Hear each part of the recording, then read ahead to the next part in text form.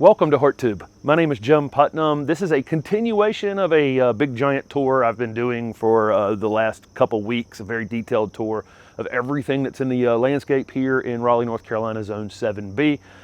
This was basically a blank slate about 18 months ago, and it looks fantastic now.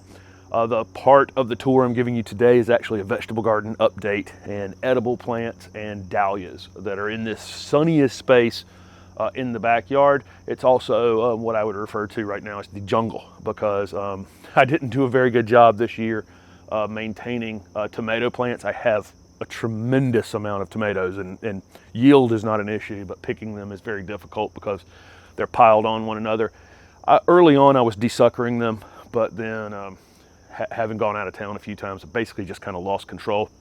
Again, they look absolutely fantastic. My favorite tomato of all time I've done again this year. It's called Bronze Torch. It's right here. It's also beautiful. Pick it about this color. It's just a perfect tomato. It's got a perfect tomato taste. The skin is thick enough to hold the tomato together, but not so much that it's, it tastes like all skin. There's plenty of meat inside of it, I would say. Bronze Torch, it's just a great tomato. My most decorative, this is Sunrise Bumblebee, and this gets most beautiful tomato. Also a very tasty tomato, but I just love the way that thing looks. I've got a bumper crop of peppers this year. I don't plant.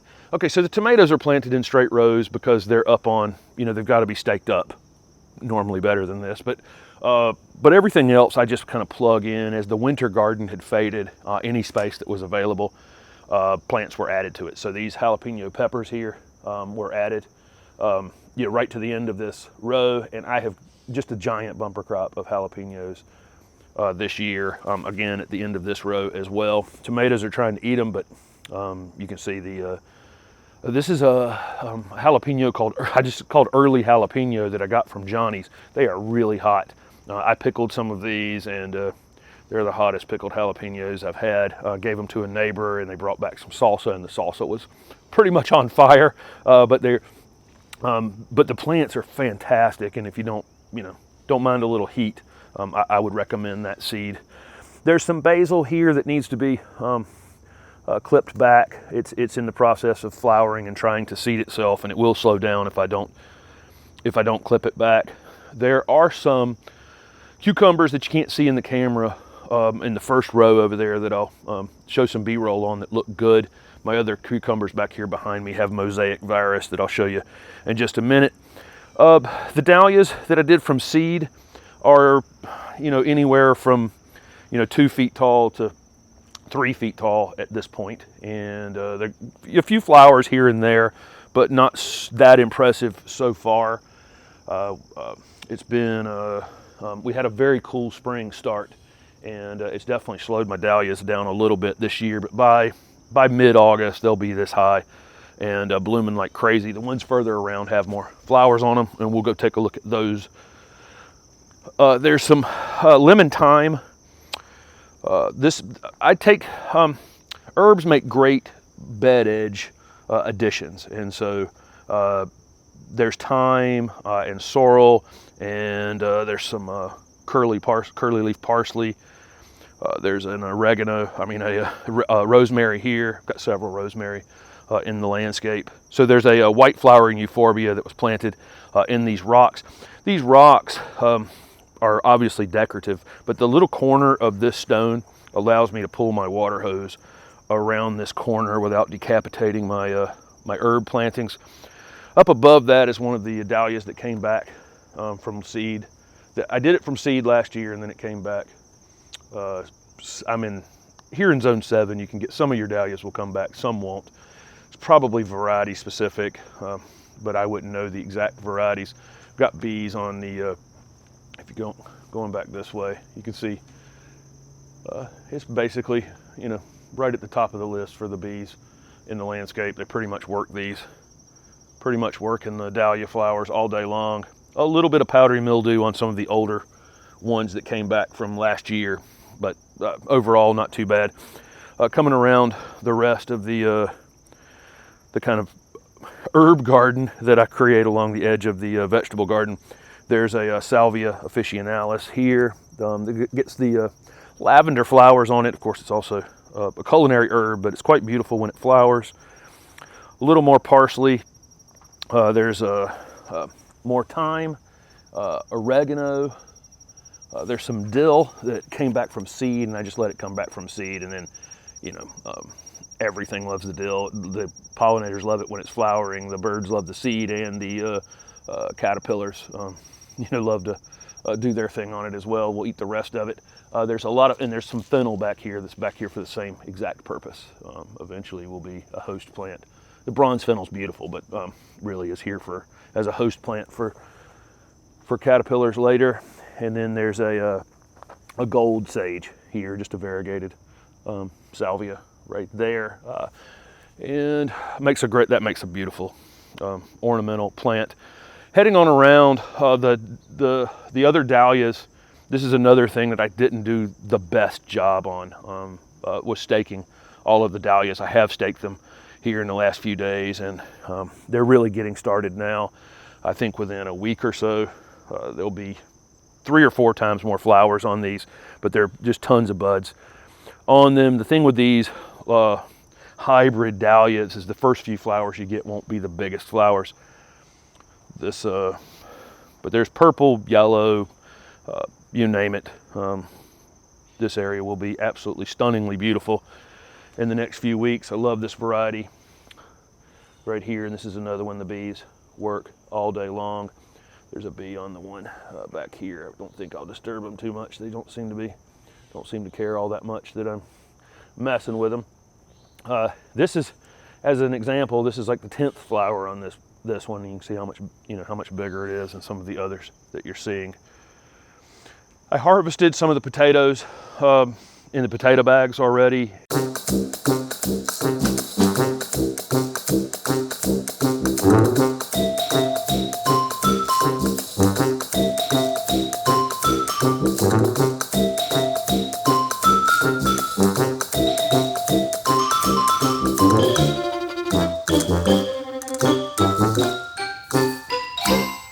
Had pretty good yield, on those, and I've got about 4 more bags to flip over.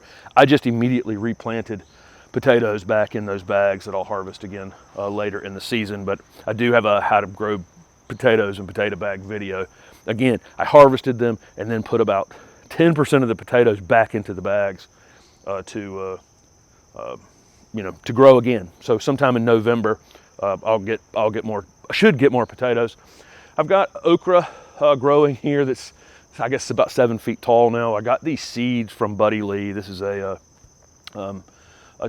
a 200-year-old variety that his family has kept going, and it's a white okra. It's absolutely fantastic. Of course, like any okra, if you don't pick it every single day, there's ones that are already too large. You dispose of as many as you. There's just as many going on the compost pile as there is into the dinner, because you just can't pick them every single day. Once they get to this height, the flowers are beautiful on this okra, and the okra is fantastic. I highly recommend broiling it like you would any other vegetable. My cucumbers in the middle here have mosaic virus, and it's kind of best to move cucumbers around. I don't have a lot of sunny space, and so I came back in the exact same spot I had mosaic virus in last year and got mosaic virus again. So there you go. Is what it is. I got a lot of cucumbers, and I'm actually still getting a few, but the plant is definitely in decline. There's some eggplants planted around it, and again, there's no rhyme or reason for me when I'm planting things into a garden space like this. If there's a space available, something goes in. I don't have a tractor. This isn't a 40-acre farm, and so if there's a spot to put something goes in the ground. There's zucchini growing back here that's doing quite well. Big giant flowers on those, and getting a few here and there. I expect the borers to cause me a problem at some point. And if I come into this area, there's tons more peppers, and again, they're just performing amazingly. I've got bells, I've got a pepper in here called Lunchbox. It's like a small bell, no heat to it at all. Great little pepper. I would recommend that one for sure. So I have the potatoes in the grow bags. I also have some in the ground as well. And I find that this foliage looks just like the dahlia foliage. So part of the chaos of what you're seeing on the ground here is actually potatoes growing throughout these dahlias. But look how much they blend together into this space. And you go back over to this side. Here they are again. These are actually potatoes growing along the ground underneath these dahlias. I've got a fig here. This is a Little Miss Figgy dwarf fig. It's really taken off. It loves the space. The compost that I used to plant it, it's absolutely loaded with figs. This is pretty much a super low maintenance fig, and I can keep this one quite small. I'll probably prune it in the late winter to, just control it somewhere around 4 to 5 feet every year. But you get figs on new growth, so I don't have to worry that pruning is going to cause me a problem on getting figs every season. I do have some climbing beans behind the okra that's a little hard to see back there. That's maybe 10 feet of the fence, along the fence. The purple plant that you see behind here is a hibiscus that I did from seed. I talked about this last year. I used them throughout the landscape last year, and they just become such monsters that I didn't really, as much as I love them, they were ill-behaved sometimes in the landscape. So the thought was to make this chain link fence go away for the season. And so these hibiscus were done from seed and then planted maybe every 2 feet apart all the way down this fence. And they've gone from seedlings when they went in the ground that were 2 or 3 inches to, they're above the fence now and still growing. They get cut. Gosh, they get cut about once every other week or so. Some of the top of the growth gets taken off of them to keep them fuller. And so not only have they grown 5 feet or between 4 and 5 feet, but they've also been cut maybe 4 times in that process. So I don't know how tall they would be without that pruning. So that's the update on the edible portion of my landscape, or where I have the most edibles together. I actually have edible plants in the rest of the landscape as well, because I don't mind mixing them up. The only real reason that I have a super concentration of edible plants here is because this is the only space in this backyard that gets full sun most of the day. So thank you guys for following along with these videos. I think I have one more little detailed section of the garden left to cover, and that'll be up soon. Thanks for following along.